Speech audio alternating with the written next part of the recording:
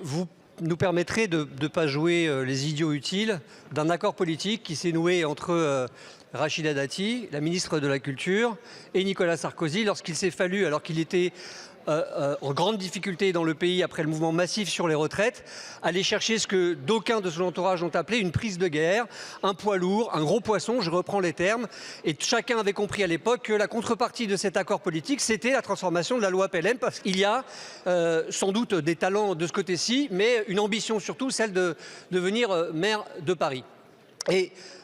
cette chose a été faite vraiment sur un coin de table et de façon si précipitée, vous l'avez vu, que même le rapporteur a dû au dernier moment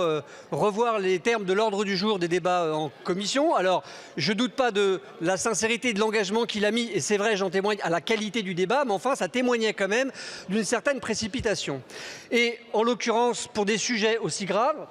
on ne s'est appuyé sur pas grand-chose, pas d'études approfondies réelles et sérieuses, sur une loi qui date de 1982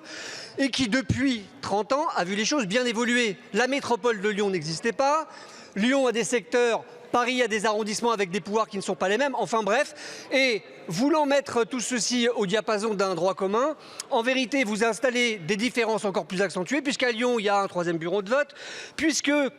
vous instaurez une prime majoritaire de 25% alors que le droit commun dit 50%. Enfin, vous voyez bien que la chose n'est pas travaillée aussi bien que vous le voudriez. Et surtout, on note que